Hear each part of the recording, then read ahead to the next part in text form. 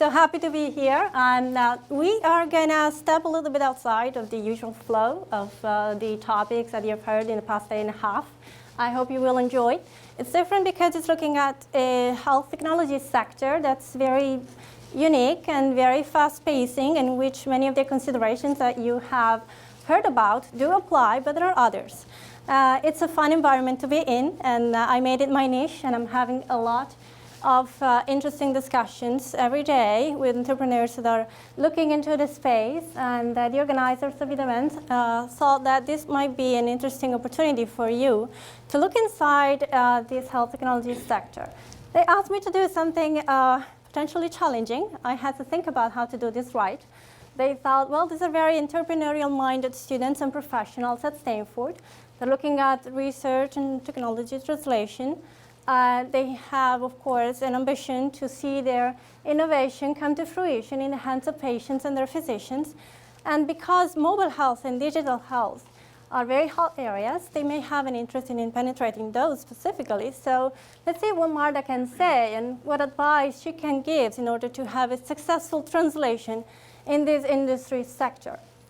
And I thought about this long and hard, and I would say, first of all, I wasn't sure whether anyone in this room knew about digital health or mobile health. So let me start off with just the question. Raise your hand if you know what digital health is. All right, I would say 50%. And what about within digital health, mobile health? Who's familiar with it? About the same folks. No surprise, because we are looking at an industry sector and a very important niche within it. I think we were just fine. So these, I would say, are the three key advices that I wanted to give to anyone who is interested in making an impact and achieving successful translation into the mobile health/digital health technology sector. Know the industry very well, and not just the health technology industry in general, but this very dynamic and very challenging industry sector in particular.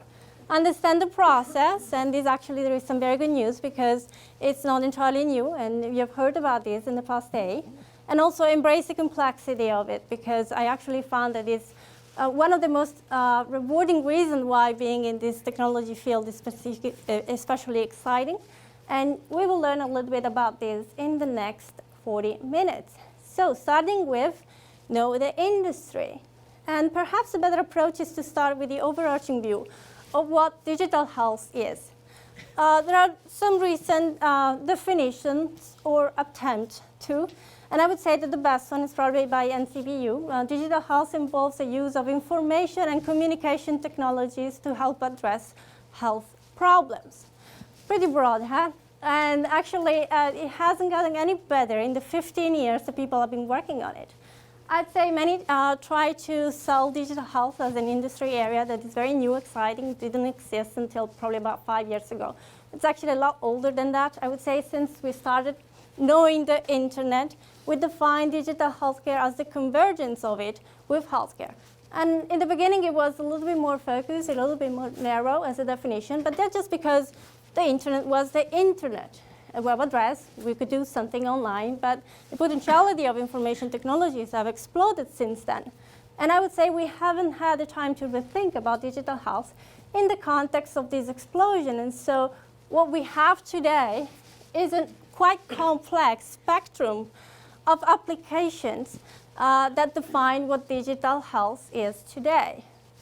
I like to call it changing health care with digital data. And if we accept this definition, it's actually a very broad sector encompassing various technologies and applications, including population health management, patient engagement, genomics, big data, remote monitoring, healthcare marketing.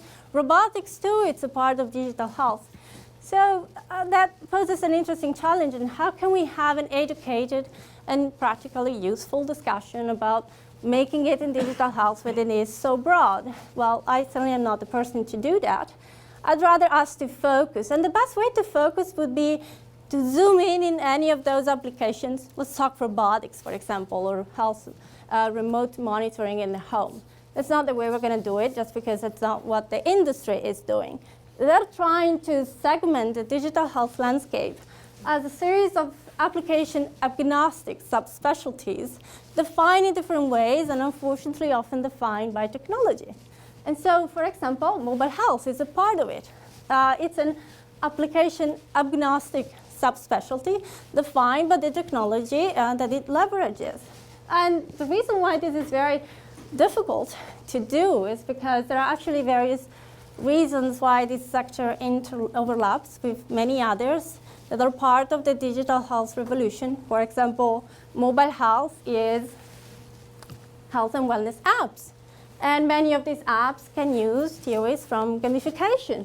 And many of those leverage social media. So it's not an especially useful, but we're going to try to do our best because this is the way the industry is talking today. There is an advantage in accepting this segmentation of digital health as an industry sector, is that we have a very well accepted definition of mobile health, which is actually useful and recognized by various entities, including the Food and Drug Administration, which is mobile health as the provision of health services and information via mobile technologies. Simple enough, and that's our starting point. Mobile health takes different shapes and sizes. It's about remote monitoring hubs and sensors. They may attach to your phone. They may be embedded in your scale. They may be something that you wear on your wrist, or any other wearables that have some type of health application, and it typically includes some degree of interconnectivity, Wi-Fi, Bluetooth, ENT, or any other technology that allows wireless or sometimes even wired connection from the technology itself and another hub or an app on your phone and so forth. They can take very fun shapes. These are stickers that people can put on their babies, on diapers, or frankly anything else. I've seen people put them on their dogs to have some understanding of the level of exercise that their pets do during the day. They are embedded in shoes, and actually met one of the senior executives of Nike last week, and he was telling me about the potentiality of what this can do in the future for the health technology sector. They can be embedded in your jewelry, for example, as Misfit did. And they were recently bought up by Fossil. So it definitely is an area that has a lot of significance and potential for having an impact in the health technology sector, or so everybody believes. Mobile health is, of course, apps. If you talk to an average consumer, that's what they will tell you that mobile health is applications that reside on their smartphone or tablets. And this is very true, especially for that segment of the consumer population known as millennial, those born in the 1980s and after. If you talk to a physician, they will think about mobile health as a very exciting tool for population health management, because mobile health is about little data. And if you have access to all of that little data, you suddenly have the lots of data to do population health management. And that's, I would say, is what excites the most the people on the other side of the equation. So healthcare is changing, and definitely mobile health is a big part of the change. And when thinking about the reasons why the industry is changing so rapidly, I would say there are three. Of course, we have the technology now. We're starting to figure out the business models and make these endeavors successful and sustainable. There is a cultural shift. I talked about the mentality of the millennials are changing and the expectations that are able, for example, to have applications on their phone to manage data. Physicians as well are expecting, they're young, the new generation is getting trained, and they're expecting to be able to use these tools to communicate and to have data with which they can make decisions about their clinical practice. But I would say the most important one and the most exciting ones are about macroeconomics and policy. And Jan introduced us to some of these concepts already.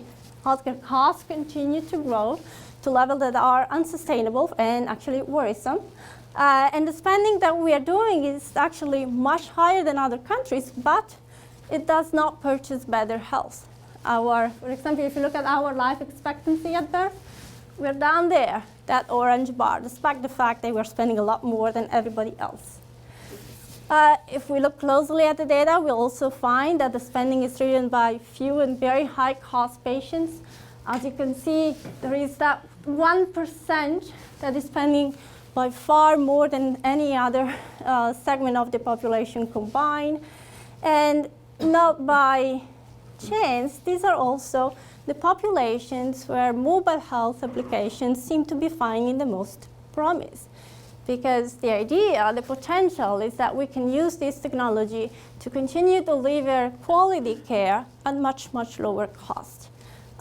Elderly patients, obese adults, anyone with one or more chronic diseases, these are, I would say, the areas within that industry subsector known as mobile health, which are holding the most promise for impactful innovation in mobile health. So takeaways of this first part of the discussion. If you're interested in penetrating the digital and the mobile health sector and achieving successful translation in this area, make sure that you know them very well. Rest assured you will be confused about how they are defined. And most importantly, be aware of the important changes that are fueling a lot of the interest, and if I may say, a lot of the hype in this technology sector, so that you can really get to the core of the reasons why this is a very exciting place to be right now in health technology.